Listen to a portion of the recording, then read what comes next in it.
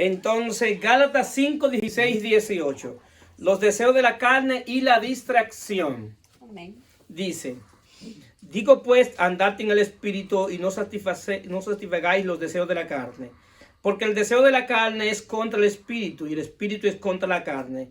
Y estos se oponen entre sí, para que no hagáis lo que queráis. Pero si sois guiados por el espíritu, no estáis bajo la ley. La palabra del Señor está bendecida. Bien, hemos estado hablando la semana pasada sobre los enemigos de la vida cristiana. Y estuvimos hablando de un enemigo que es un enemigo externo, que es Satanás. Es un enemigo externo que hace cosas, tiene astucia para atacarnos. Pero también tenemos un enemigo interno que le llamamos la carne. Bien, cuando hablamos de la carne, estamos hablando de nuestra naturaleza caída, no estamos hablando de esto. Este es el cuerpo. Cuando la Biblia se refiere a esto, se refiere al cuerpo. Muchas veces dice el cuerpo mortal. Pero cuando hablamos de la carne, es específicamente al viejo hombre, la naturaleza caída, lo cual decía la hermana Mari que te debemos que hacer morir. ¿Por qué? Porque hay una batalla interna en nosotros. Esta batalla en términos interna es más peligrosa que la batalla que puede hacernos Satanás a nosotros mismos. ¿Cuántos sabían eso? Porque no es lo mismo tú ser atacado desde afuera que ser atacado desde adentro. ¿Por qué? Porque desde adentro, cuando estamos adentro, tenemos una protección para los ataques que vienen de afuera. Pero adentro tenemos ataques espirituales. Entonces, ¿qué sucede? Todo inicia esto por medio a que esta guerra inicia el día que nosotros decidimos servir a Cristo. El día que por la fe venimos a Cristo, hemos recibido lo que es el nuevo nacimiento, según lo que Jesús le explica a Nicodemo en Juan capítulo 3. Que lo que nacen del agua y del espíritu son los que heredan el reino de Dios. Es decir, que sin nuevo nacimiento no hay manera de que alguien vea el reino de Dios. Y el que no está en el reino de Dios está en el reino de las tinieblas. Hay dos reinos, el reino de Dios y el reino de las tinieblas. El que no le sirve a Dios, le sirve a las tinieblas. No hay un punto medio. No hay una frontera de que, ok, yo estoy en el medio entre los dos. Entonces, ¿qué sucede? Es importante en nuestra relación con Dios y en nuestra vida espiritual la obra del Espíritu. Y la obra del Espíritu, una de ellas es guiarnos a la verdad. Guiarnos a la verdad del Evangelio, de la predicación y a la verdad de Cristo. Otra obra del Espíritu es la santificación. Quien nos santifica es el Espíritu Santo por medio de la verdad. Cuando creemos en la verdad, somos santificados. Santifícalo en tu verdad, tu palabra es la verdad. Juan 17, 17. Entonces también existe lo que se llama la iluminación de nuestro entendimiento, que lo hace también la obra del Espíritu. Ahora bien, lo que verdaderamente nos hace seres espirituales, que seamos espirituales, es nuestra manera de pensar. Nuestra manera de pensar establece si somos seres espirituales. Es decir, antes de venir a Cristo, nosotros en nuestro pensamiento se denomina que éramos personas naturales. La persona natural solamente tiene contacto con el mundo físico, pero no tiene contacto con el mundo espiritual. Entonces, ¿qué sucede? Hoy Dios quiere cambiar nuestra manera de pensar para llevarnos a ser seres espirituales y podamos tener contacto con el mundo espiritual. Aquí hay un mandato y dice Pablo, andad en el espíritu. Y es un mandato. La pregunta es que como si es el Espíritu que puede guiarme a que yo ande en el Espíritu, ¿cómo Pablo me está mandando que ande en el Espíritu si es una obra del Espíritu? ¿Por qué?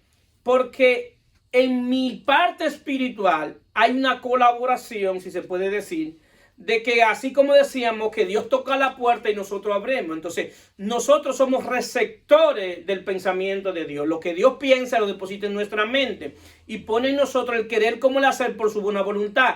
Pero es nuestra decisión hacerlo. Es decir, que el Espíritu de Dios viene a capacitarnos para que podamos tomar la decisión. Pero hay personas que rechazan esa obra de gracia. Entonces, cuando Dios le pone el querer como el hacer por su buena voluntad, entonces rechazan al Espíritu de Dios. Entonces, ¿qué sucede? Cuando el Espíritu de Dios pone ese querer como el hacer por su buena voluntad, Entonces nosotros, ¿qué debemos hacer? Responder conforme a la guianza del Espíritu. ¿Cuántos dicen amén? Amén. Ahora bien, viene la pregunta obligada. ¿Cuándo yo sé que es el Espíritu que me está guiando? No sé si se hicieron esa pregunta para saber. Bueno, Filipenses 4, 8 y 9 da una idea de cómo opera, cuáles son los pensamientos del Espíritu. Y Pablo dice, por lo demás, hermano, todo lo que es verdadero, el Espíritu te va a llevar a pensar en lo que es verdadero. Todo lo que es honesto, todo lo que es justo, todo lo que es puro, todo lo que es amable, todo lo que es de buen nombre. Si hay virtud alguna, si algo digno de alabanza, en esto pensar. Lo que aprendiste y recibiste y oíste y viste en mí, en esto hacé, y el Dios de paz estará con vosotros. Es decir, que la naturaleza de Dios que en el nuevo nacimiento tenemos, también genera un pensamiento y está ligado a lo verdadero, a lo puro, a lo honesto, a lo que tiene buen nombre, a la alabanza a Dios. Si se dan cuenta que ahí podemos identificar que ese pensamiento no viene de nosotros mismos. ¿Por qué? Porque en nuestra vieja naturaleza, nuestro pensamiento estaba centrado en quién, en nosotros mismos. En mis beneficios, en todo lo que quiero es para mí, en mi gozo personal, en que me alaben a mí, en que me vean a mí como el centro de atracción. Pero cuando nosotros venimos a Cristo, nuestros pensamientos van cambiando. ¿Por qué? Porque verdaderamente el nuevo hombre creado en Cristo Jesús quiere actuar para glorificar a Cristo. No es para glorificarnos a nosotros, porque nosotros mismos, en sí mismos, no tenemos nada que exhibir. Lo único bueno que podemos exhibir es la vida de Cristo fluyendo en nosotros. ¿Cuántos dicen amén? Y cuando sea así, esto no va a producir orgullo. ¿Por qué? Porque lo vamos a hacer para que Él sea glorificado. Porque es Él que tiene glorificado. La razón de nuestra existencia es que Cristo sea glorificado. Si hacemos algo en esta vida para nosotros mismos, entonces no es bajo el pensamiento del Espíritu, porque el pensamiento del Espíritu te va a guiar a que todo lo que tú hagas sea para glorificarlo a Él. Bendito sea Dios en Cristo. Entonces, ¿qué sucede? Entonces, ahí nos damos cuenta si el pensamiento viene de mi vieja naturaleza o de mi nueva naturaleza. ¿Por qué? Porque si viene de mi vieja naturaleza, aunque el pensamiento sea bueno, va a producir muerte. Va a producir muerte espiritual. ¿En qué sentido? Porque cuando hacemos algo por el viejo hombre, para nuestro yo, para nuestro gozo, aunque sea buena, produce muerte. ¿Por qué? Porque cuando hacemos algo en nuestra vieja naturaleza, produce muchas veces orgullo espiritual. Miren lo que yo hice. Y como yo hice esto bueno, entonces yo me merezco el favor de Dios. Yo hice 5 orfanatos y yo lo hice y me vean a mí como el más bueno. Y yo necesito en los lugares que me pongan en eminencia porque yo fui bueno. Yo le di a los pobres, y miren cómo le doy a los pobres, porque quiero que vean que yo soy bueno. Que yo ayudo a las viudas para que vean que yo soy bueno. Entonces comienza a fluir lo que se llama orgullo espiritual y competencia en santidad. ¿Por qué? Porque yo comienzo a verlo a ustedes como que son inferiores a mí porque hacen menos que yo. Pero cuando yo lo hago para glorificar a Cristo, lo menos que me interesa es que los demás lo sepan. Porque es para Él. Es para que Él sea glorificado. Y la diferencia de esto es que cuando lo hacemos dirigido por el Espíritu, eso produce gozo. Es un gozo que está dentro de nosotros. Y no nos sentimos orgullosos. Y le damos gracias a Dios porque nos puso para que seamos instrumentos en sus manos. Porque si podemos dar fue porque nos dio. Es decir, que al final, la gloria es de Él. Aleluya. Al final, dimos porque nos dio. Pudimos dar porque Él nos dio. Dimos no de lo nuestro, sino de lo de Él. Porque de Él es el oro y la plata.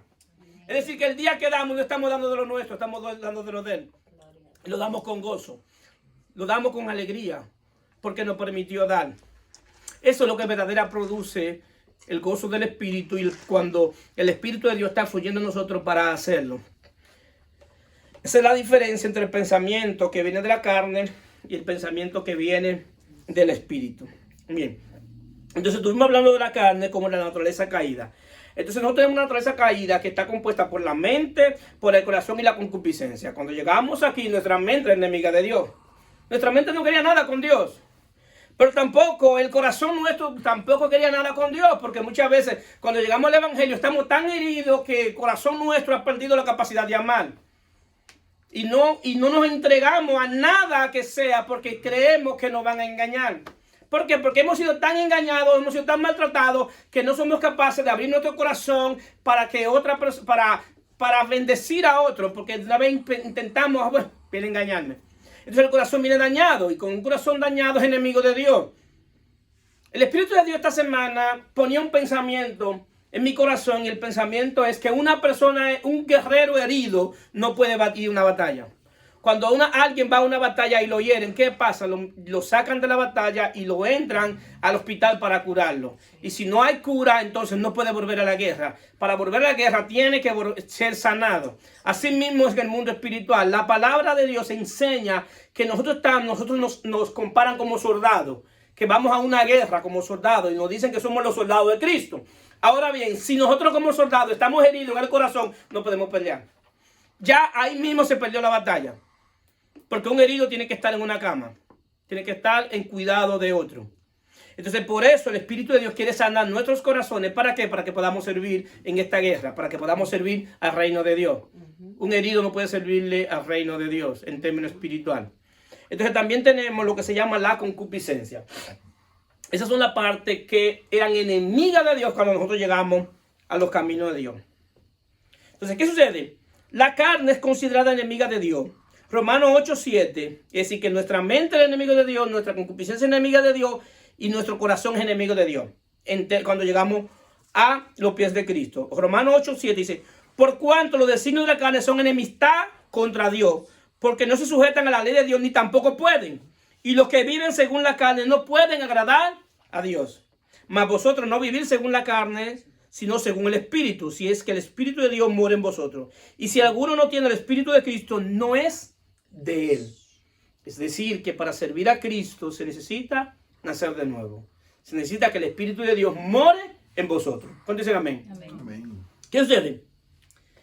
La guerra verdaderamente en términos espirituales con la carne se produce cuando venimos a Cristo. Antes de estar en Cristo, nosotros no teníamos guerras espirituales. Nosotros éramos esclavos de los deseos concupiscentes. Éramos esclavos de la carne. Éramos esclavos de los pensamientos. Éramos dirigidos por el príncipe de la potestad del aire. Y Pablo dice que esta es la razón, nos daba un calificativo como hijos de ira. Es decir, que la ira de Dios estaba sobre nosotros. Lo que impedía que la ira de Dios se materializara era la misericordia de Dios que nos visitaba cada mañana. Y Dios nos guardó antes de llegar a Cristo y hacía que la misericordia nos llegara cada mañana y que no llegara la justicia de Dios. Es decir, en términos prácticos, éramos prófugos de la justicia de Dios. ¿Saben lo que es un prófugo? Que hemos visto que hay casas de recompensa que andan detrás de los prófugos. Eso éramos nosotros. Éramos prófugos de la justicia de Dios. Entonces, ¿qué sucede? Antes estábamos en las manos del enemigo. Ahora bien, ahora nosotros tenemos la ventaja que tenemos el Espíritu de Dios, que es nuestro ayudador.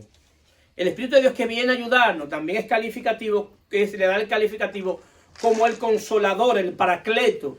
Es quien te ayuda en una corte. El paracleto es el que va contigo y sirve como abogado. Ese es el concepto que maneja la Biblia de paracleto y que habla por ti en la corte. La palabra dice que Cristo es nuestro abogado. En la corte celestial, quien va a interceder por nosotros es Cristo, porque es nuestro abogado. No solamente nuestro abogado, sino que también es nuestro dueño. ¿Por qué? Porque nos compró a precio de sangre en la cruz. Es decir, que nuestro valor fue pagado en la cruz con sangre. El asunto es que no fue pagado con cualquier sangre, fue con la sangre del Hijo de Dios. Y el asunto que no fue comprado con una pinta de sangre, fue comprada con toda la sangre que estaba en su cuerpo. Porque para redimirnos de nuestro pecado, la sangre tenía que ser vertida al punto que Él muriera por falta de sangre. Porque era su vida por la nuestra. Y la manera de él morir tenía que vertir toda su sangre. Él no me podía cumplir con una pinta de sangre. Tenía que ser con toda su sangre. A su totalidad. Ese es el precio nuestro. Si nosotros como cristianos, como hijos de Dios, entendiéramos el precio que se pagó por nosotros en la cruz, tuviéramos una motivación más que suficiente para servirle a Dios. El yo saber lo que pasó con el Hijo de Dios en la cruz es lo que debe darme motivación para yo seguir en este camino. El hombre responde a motivaciones. Todos respondimos a motivaciones. Y desde pequeños nos enseñan a que nos ganemos la cosa y que nos portamos bien porque nos van a dar un premio. Que pasemos de curso porque nos van a regalar una bicicleta. Y se motiva a estudiar. ¿Por qué? Porque hay un regalo que le van a dar. En Cristo la cosa funciona diferente. Primero nos dieron el regalo antes de nosotros portarnos bien. Porque no fue que Él nos dio vida cuando éramos santos. Nos dio vida cuando estábamos muertos en delitos y pecados. Y nos dio vida porque pudiéramos servirle. Ese es el evangelio. No es que ven porque tú eres bueno. Ven porque tú tienes mucho que dar. Ven porque tú tienes mucho que ofrecer. No, nosotros no teníamos nada que darle a Dios cuando Él nos dio vida. Si ahora podemos darle a Dios es lo que Él ha depositado en nosotros. Entonces, ¿qué sucede? Eso sucedió con nosotros en la cruz. ¿Qué sucede? Como estábamos en manos del enemigo, Cristo nos quitó de sus manos. Ahora tenemos el Espíritu Santo que viene como nuestro ayudador. Ahora bien, cuando llegamos a Cristo, nosotros teníamos lo que se llamaba una mente natural, que no puede percibir las cosas que son del Espíritu. Y el propósito de Dios es llevarnos a una mente espiritual. Y por eso se nos da la mente de Cristo. Pero entre el medio de la mente natural y la mente espiritual está lo que se llama la mente carnal. La mente carnal es la parte en el medio donde vamos transicionando de lo natural a lo espiritual, donde comenzamos a tener contacto con las cosas espirituales. Pero muchas veces tenemos contacto con las cosas espirituales y no podemos interpretar en términos espirituales. ¿Por qué? Porque todavía nuestra mente piensa de manera natural. Y de ahí es que viene la parte importante que tiene que pasarle en la mente, que es la renovación del entendimiento.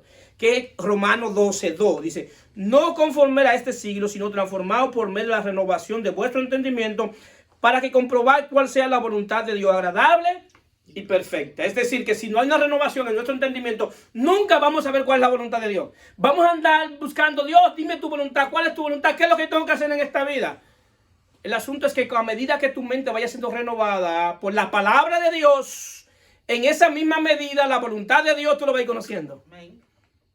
Yo no te puedo decir la voluntad de Dios para tu vida, Dios tiene que decírtela, pero para eso tú necesitas renovar tu entendimiento constantemente por la palabra de Dios.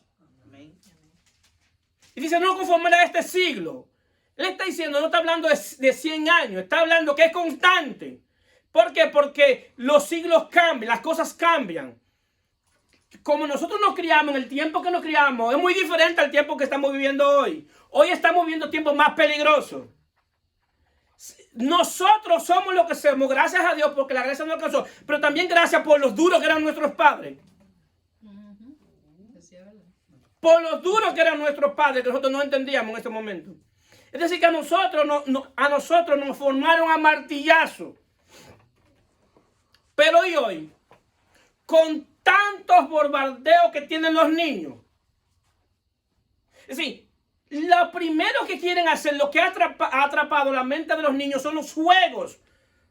¿Y qué hay en esos juegos? Violencia, alma, muerte, persecución de la policía, escapándose de la policía, a ver cuál es más hábil, el que más hábil que se le escape a la policía en los juegos. ¿Qué está aprendiendo a él? A escaparse de la policía. ¿Qué está enseñando a tirar tiro y que se vea la sangre?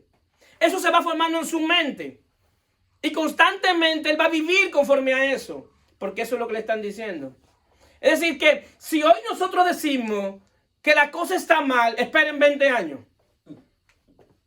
Y vamos a hablar. En 20 años vamos a volver a hablar. Y vamos a ver si en verdad hoy estaba mal, si está mal. En 20 años vamos a decir, wow, quisiera anhelar lo que viví hace 20 años.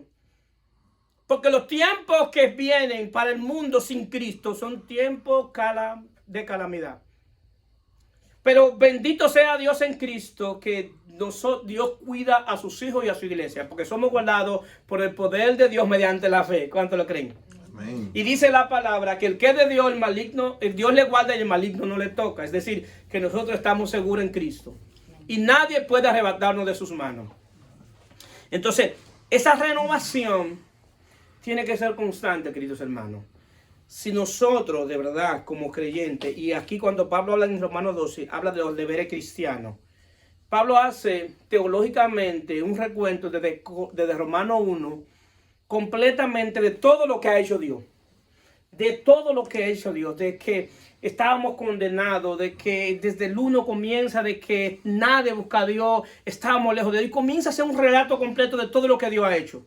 Pero cuando llega al 12 comienza y dice deberes cristianos, es decir, nuestra responsabilidad. La vida cristiana es una combinación de lo espiritual y lo práctico. Es una combinación de lo espiritual y lo práctico. Es decir, y todos los extremos son malos.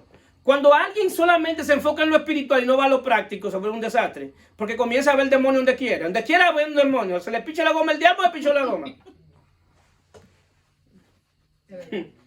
Porque comienza a ver el demonio donde quiera. Que me botaron del trabajo. El diablo me botó del trabajo. Y comienzan todo. Y puede venir una gripe. El diablo me enfermó. Y todo lo espiritualizamos. Y vive un mundo físico. Hay cosas espirituales, pero hay cosas naturales, físicas. Es decir, que hay una combinación entre lo espiritual y lo natural.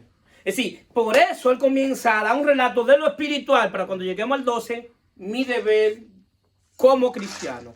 Y mi deber como cristiano es cada día, no un día, no hoy, no mañana, es tener contacto con la palabra de Dios. Es tener contacto con las disciplinas espirituales. Ese es nuestro trabajo. Constantemente. Es discipularnos en la palabra de Dios. Eso, digan amén. Amén. Ese es nuestro trabajo. Eso debe ser nuestro trabajo. Y ahí es que viene la guerra. Porque, queridos hermanos, somos testigos que los días que nos sentimos más cansados son los días que tenemos que venir a la iglesia, ¿sí o no? Venimos los miércoles, podemos venir de lunes a viernes y el lunes estamos perfectos. El martes estamos perfectos, pero el miércoles tenemos un cansancio que no podemos. Y el jueves volvemos a tener ánimo. ¿De dónde cree que viene eso? ¿Y por qué justamente el día que tenemos que venir? Y si cambiamos la clase de los miércoles para los jueves, va a pasar eso los jueves. ¿Por qué? Porque es una guerra espiritual que viene dentro de nosotros, que viene de la carne. Entonces, ¿qué sucede? La carne a sí mismo, que es una naturaleza caída, trae distracción. Quiere distraernos. Ahora bien, ¿cómo nos distrae? A través de los pensamientos. Viene a traer pensamientos de desánimo. Pensamientos que atacan nuestra fe. Vienen pensamientos para que no pongamos las miradas en Cristo. Vienen pensamientos de derrota. Nos sentimos derrotados. Vienen pensamientos de que no avanzamos. Vienen pensamientos de que Dios no me está ayudando, de que Dios me abandonó. Viene pensamiento que para qué yo sigo este camino, que yo estoy viendo, no estoy viendo nada. Yo estoy en el mismo lugar y no estoy viendo nada. Y hay una canción que dice, aunque tú no puedas ver, yo sé que Dios está obrando. En cada uno de nosotros Dios está obrando, a su manera está obrando y a su tiempo está obrando. Amén. Yo esta semana le di gloria a Dios, porque yo dije, wow, Señor, tú fuiste tan bueno conmigo, que antes de yo llegar a ti ya tú me estabas guardando. Si yo no llegué de casualidad, antes de llegar a ti ya tú estabas guardándome a mí. ¿Qué tanto amor tú me tienes? Que aún yo siendo un pecador, siendo tu enemigo, aún tú me guardabas. Y así mismo todo lo que estamos aquí, Dios lo ha venido guardando. Si ninguno de los que estamos aquí no está en un hospital, no está en el cementerio, no está en la morgue, no está preso, ha sido porque la mano de Dios ha estado con nosotros. Amén. Ha sido porque la gracia de Dios nos ha guardado. Y hasta aquí la gracia de Dios nos ha traído. Porque la vida de nosotros era para hoy estar destruido. Todo lo que estamos aquí era hoy para estar preso. Y cuidado si peor. Pero bendito sea Dios en Cristo. Entonces, ¿qué sucede? La distracción viene para eso. A veces creemos que no hemos cumplido la meta. Y a veces viene la distracción por el pasado, por lo que hemos vivido. Por los sufrimientos, por lo que no han hecho. Entonces, eso hace. ¿Qué hace eso? Con esos pensamientos, la distracción. Que como decía Colosenses capítulo 3, no pongamos las miradas en las cosas de arriba, donde está Dios sentado. De abajo. No, exactamente, pero cuando nos distraímos, no ponemos la mirada en las cosas de arriba. Cuando esos pensamientos vienen, nos desenfocamos. Y la palabra dice, poner la mirada en las cosas de arriba donde está Cristo sentado. Sí, no en las cosas terrenales. ¿Se entendió? Sí. Lo que pasa es que cuando nos distraemos con los pensamientos que trae la carne, ¿Qué hace eso? Que ponemos la mirada en lo que estamos viviendo en el momento, en lo que hemos pasado, en que no hemos avanzado, en que tenemos la crisis, en que hay que pagar esto, en que el trabajo no está produciendo, en que cuántas cosas no pensamos. Pero ahora bien, en la palabra oportuna es poner la mirada en las cosas de arriba donde está Cristo sentado, no en las cosas de abajo. Y Pablo es claro con esto. ¿Por qué? Porque todo lo que está aquí abajo, debajo del sol, debajo del cielo, tiene un tiempo de caducidad. Hay un día que todo esto se va a acabar. Hay un día que nuestro cuerpo físico se va a deteriorar de tal manera que nuestro cuerpo espiritual no va a poder permanecer en el cuerpo físico. Hay un día que el trabajo va a tener que vamos a tener que cambiar de trabajo. Que tenemos un trabajo y vamos a tener que coger otro. Bueno, hay un día que vamos a tener que descansar de uno porque ese no me cansa tanto y mi cuerpo no puede seguir en ese trabajo y tengo que buscar otro empleo más tranquilo. Es decir, que todo en la vida, en esta tierra, todo tiene un tiempo que inicia y todo tiene tiempo que termina. Entonces, por eso no podemos poner las miradas en las cosas de la tierra, sino en lo que es eterno. Y por eso él dice, poner la mirada en las cosas de arriba, en lo que es eterno, porque lo que es eterno es lo de arriba. Aun cuando partamos de este mundo, seguimos en la eternidad. Lo más tonto que puede hacer alguien es vivir para las cosas de esta tierra. Porque aunque fuimos creados por la tierra, pero nuestra morada final no es la tierra, sino en la presencia de Dios. Amén. Entonces ahí es que tenemos que poner la mirada. Ahí es que verdaderamente está nuestro tesoro. Y nosotros estamos muchas veces muy interesados en hacer tesoros en la tierra, donde la polilla puede corromper ese tesoro. Entonces, por eso dice Jesús que hagan tesoros en el cielo. Ese es el mejor banco que se puede invertir en el tesoro del cielo. Porque es tan tal, en términos espiritual, dice David en un salmo, no he visto justo desamparado y su simiente que mendiguen pan. El reino de Dios es tan buen banco que lo que invertamos en el reino de Dios van a heredarlo nuestros hijos, nuestros nietos y nuestros bisnietos. Nuestra cuarta generación va a heredar lo que nosotros hemos hecho para el reino de Dios. En términos espiritual, mis hijas, mis nietos y mis bisnietos no pueden mendigar pan. Aleluya. Ni tus hijos, ni tus nietos, ni tus nietos no pueden mendigar pan. Ni pueden estar desamparados. Aún yéndonos de este mundo, el reino de Dios tiene que decir, ahí están los descendientes de un hijo de Dios. Y el reino tiene que responder por ello. Aleluya. Den el aplauso a Cristo.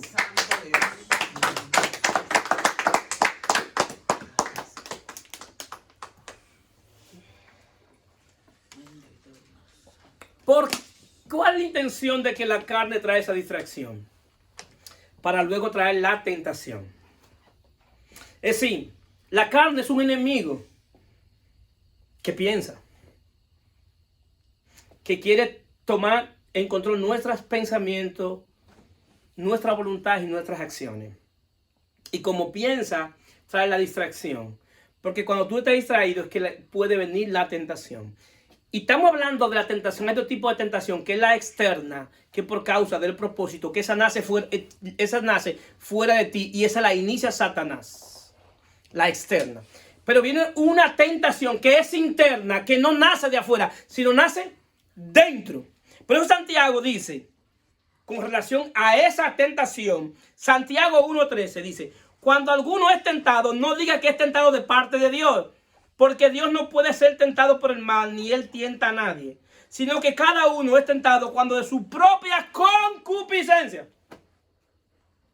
Lo voy a repetir. De su propia concupiscencia. Es decir, que esa tentación, ¿dónde nace? ¿Afuera o adentro? Adentro. Por eso es importante de que entendamos la distracción. Porque después de la distracción es para traer la tentación que nace dentro. Y dice, de su propia concupiscencia es atraído y seducido. Entonces la concupiscencia después ha concedido dar a luz el pecado, y el pecado siendo consumado da luz la muerte. Es decir, que esa tentación nació dentro de nosotros por culpa de la concupiscencia. Miren cómo el engranaje de nuestro enemigo interno. Si no te va a traer la tentación el día que tú estás fuerte en términos espiritual. Él te va a traer la tentación el día que tú estás débil, porque el día que tú estás débil, estás vulnerable. Pero para tú estar débil, debes atacar tus pensamientos. Por eso es que el que cae en depresión, no cae en depresión de la noche a la mañana. Comienza a traer pensamientos de cosas que no le han ido bien, de cosas que le han pasado, y comienza a estar triste y comienza a descender. Y no es de afuera que viene, ese es de ahí mismo dentro.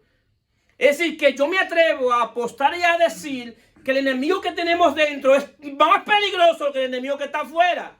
¿Por qué? Porque Satanás es el príncipe de este mundo. Cuando habla del príncipe de este mundo, es del área espiritual de aquellos que no le sirven a Dios. ¿Por qué? Porque Cristo nos compró y nos trasladó del reino de las tinieblas al reino de su Hijo amado. Es decir, que Satanás no tiene suerte en mi vida. Cristo le quitó toda legalidad sobre nuestra vida, ¿sí o no? Sí. Es decir, que el acta que era contraria, que había contra nosotros, fue quitada y se exhibió triunfante en la cruz del Calvario. Esa acta fue quitada, que era un acta espiritual que le dio a Adán al diablo en el Edén. Y Cristo dijo, te la voy a quitar, y no solamente te la voy a quitar, sino que la voy a exhibir públicamente triunfante en la cruz. Amén. Tú quizás me vas a ver derrotado ahí, pero hay un acta que dice que los que han creído en mí también van a tener la libertad con la que yo hice esto. Es decir, que hoy nosotros al estar en Cristo tenemos esa acta como iglesia y no le pertenecemos a Él. Es decir, que Él para hacer cualquier cosa, si yo no le doy legalidad, Él tiene que ir a pedir permiso, donde mi dueño, el que me compró, donde Jesús. Pastor, ¿dónde saca eso que Satanás tiene que pedir permiso? Lean Sejot y lean cuando Satanás fue donde Jesús y le dijo,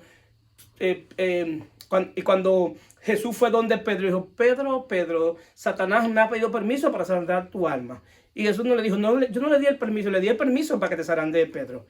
Lo único que he hecho es que he orado por ti para que tu fe no mengue. Es decir, que ahora en el nuevo pacto, Satanás tiene que ir a pedir permiso a quien me compró, a Jesucristo, que Él es mi dueño. Y el dueño tuyo también, si tú has aceptado el señorío de Cristo. ¿Qué sucede? Entonces la concupiscencia es el centro de la naturaleza caída. De ahí es que salen todo nuestra atracción hacia los deseos desenfrenados, a las pasiones desenfrenadas, a los deseos de las cosas materiales, de los placeres carnales y sexuales. Eso es la concupiscencia. Todos tenemos una naturaleza concupiscente que hemos estado ligada. Es decir, yo nunca usé ningún tipo de vicio de estupefaciente. Es decir, que yo nunca puedo ser atraído por las drogas. ¿Por qué? Porque yo nunca usé droga. Entonces, yo sé que entonces Satanás va a atraerme a mi área concupiscente, donde yo fui débil en esa concupiscencia, donde yo le servía al reino de las tinieblas. Yo le servía al reino de las tinieblas en mi desorden sexual, en la sexualidad y en los juegos de azar, a las cosas fraudulentas, a todo eso. Entonces, Satanás, ahí es que ahí es que la concupiscencia me va a tentar. Porque esa es mi naturaleza concupiscente. Es decir, que en tu vida espiritual tú debes conocer cuál es tu naturaleza concupiscente, a qué tú has estado atado en el mundo espiritual. Si tú estuviste atado a lo que tú estuvieras atado, de eso tú tienes que alejarte, huir completamente. ¿Por qué? Porque esa es nuestra naturaleza. Ahora bien, ¿cuál es el problema de la naturaleza concupiscente? Que no se arrepiente. Eso es dejado ahí como un depósito. Y yo sé que Dios lo hace intencional. ¿Por qué? Porque eso es para que nosotros cada día que nos levantemos aprendamos a depender de Dios. Y entendamos que no es nuestra fuerza, sino por el poder de su Espíritu. Amén. ¿Por qué? Porque la concupiscencia no se arrepiente, no se santifica, ni se purifica. Lo único que puede hacer es que esté en el control del Espíritu de Dios. Lo único que puede controlar es el Espíritu de Dios. Entonces, por eso es, entonces, que Santiago dice, porque ocuparse de la carne es muerte, pero ocuparse del Espíritu es vida y paz. Porque hay una guerra. Entonces, en esta guerra, quien más se ha alimentado es quien más va a prevalecer. Si tú alimentas más la carne, lo que va a prevalecer es la carne. Pero si alimentas más el espíritu, lo que va a prevalecer es el espíritu. Entonces nos damos cuenta, entonces vamos a elegir qué vamos a alimentar. Ahora, en el día que alimentemos más la carne, te vas a dar cuenta que en términos espirituales va a estar vulnerable a la concupiscencia. Y hay un día, por eso hay un día que en términos espiritual hay un día con un deseo concupiscente desenfrenado que sale de nosotros. Vamos a ser honestos. Que hay un día que tú dices, pero ¿y qué es lo que me pasa? Que tienes que reprenderte tú mismo. Eso es la concupiscencia que quiere rebelarse contra ti sobre el control del espíritu. ¿Por qué? Porque cuando ella logra rebelarse contra ti y logra llevarte al pecado, sucede entonces que tú contristas el espíritu de Dios y está completamente en sus manos. Si nos damos cuenta, ¿por qué esto es una batalla diaria? Porque un día, a la concupiscencia solamente necesita un día que tú estés vulnerable. Es un día. Es una brecha, así mismo dice María. Si vemos a David, David estaba en la guerra. Y un día, dice el texto en Samuel 11, segundo de Samuel 11, ese día se quedó en casa cuando los reyes tenían que estar en la guerra. El lugar ese día de Samuel no era el palacio, era la guerra. Porque los reyes tenían que estar al frente de batalla. Y ese día bastó para que la concupiscencia le hiciera un lío. Porque la tentación no vino desde afuera, vino y vio a una mujer hermosa. Y la naturaleza concupiscente de David estaba ligada al desorden sexual. Porque tenía muchas mujeres y muchas concubinas. Y Satanás sabía que por ahí era que podía atraparlo a David. Entonces, el problema de la concupiscencia es que la concupiscencia hace alianza con el reino de las tinieblas. Porque hay un espíritu que operó en nosotros, que es el espíritu inmundo, que te conoce a ti más que tú mismo. Y sabe qué pata tú cajeas.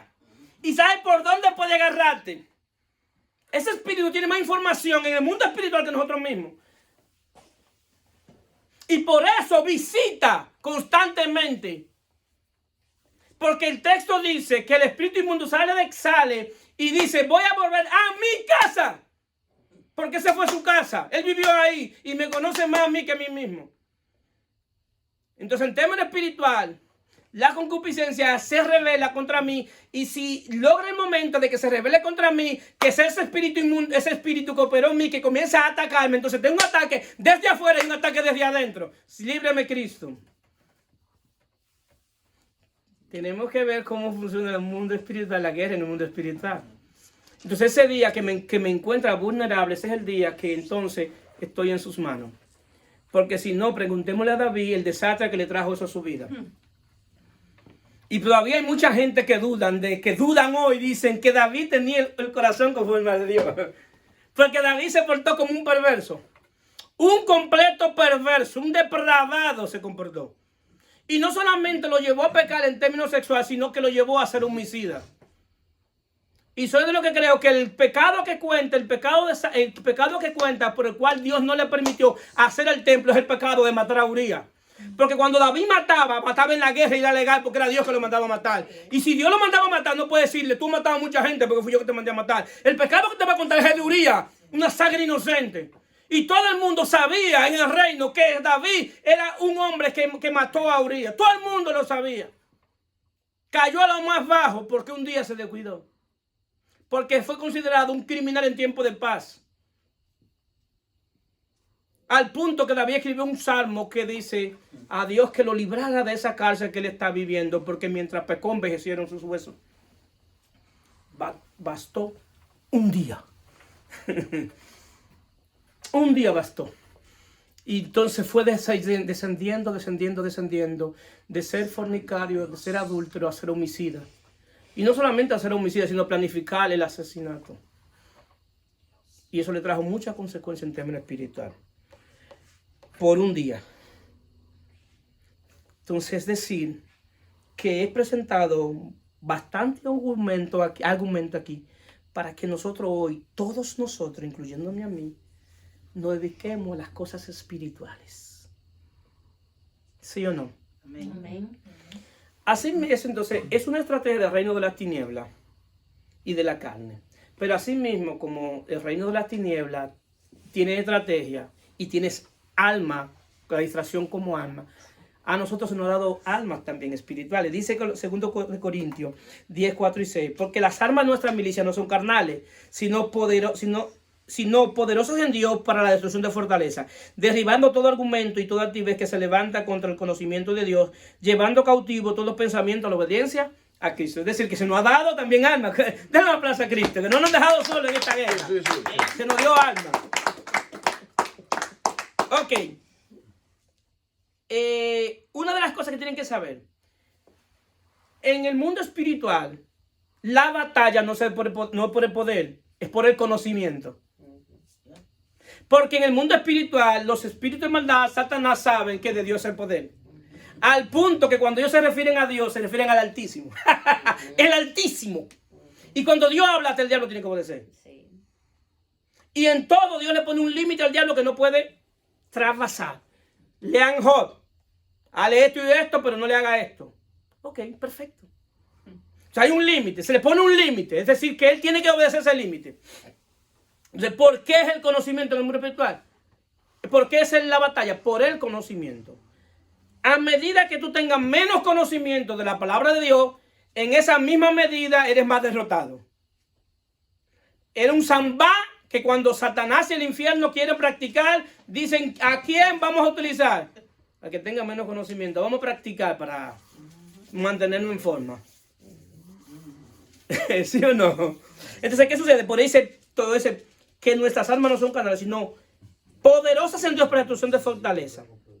Entonces, tampoco la guerra en el mundo espiritual, ahora en el nuevo pacto, no es física, como el viejo pacto. Por eso Pablo dice, cuando les habla de los Efesios, que no tenemos lucha contra carne ni sangre, sino contra potestades, contra principados, que reinan en las regiones celestes. Es decir, que cuando alguien me hace algo a mí, me ataca a mí, yo no puedo ver la persona, sino el espíritu que está operando en él.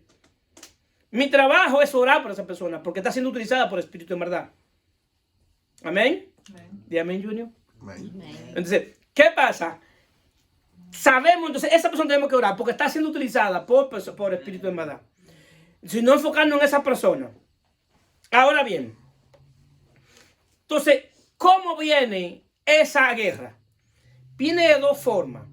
Y a través del conocimiento. Y vienen a través de los pensamientos. Y estos pensamientos pueden venir con forma de dardo del enemigo. Pero también son producidos por nuestra vieja naturaleza.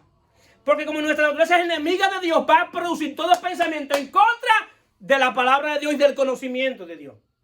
Por eso ahí viene, voy a poner un ejemplo. Viene un pensamiento que te diga, Dios te abandonó, Dios no está conmigo. Y viene ese pensamiento, ¿cuántos lo han pensado? Dios me ha abandonado, Dios no está conmigo. Es un pensamiento que puede venir como dado de afuera, pero es un pensamiento que puede venir de la misma carne, de mi vieja naturaleza, por lo que está viviendo hoy. Como mi vieja naturaleza está tan centrada en mí, entonces mi vieja naturaleza produce cosas en contra del conocimiento de Dios. Mi propia naturaleza. Entonces, como es una guerra espiritual, a través del conocimiento y de los pensamientos, así como ese pensamiento vino a un dardo, a hacer una fortaleza en mi mente. ¿Cuál es la intención de hacer una fortaleza? Cuando alguien conquista un territorio y va a dejar ese territorio, deja un cuartel como una fortaleza con soldados ahí para cuidar que nadie se rebele en contra de quien te conquistó.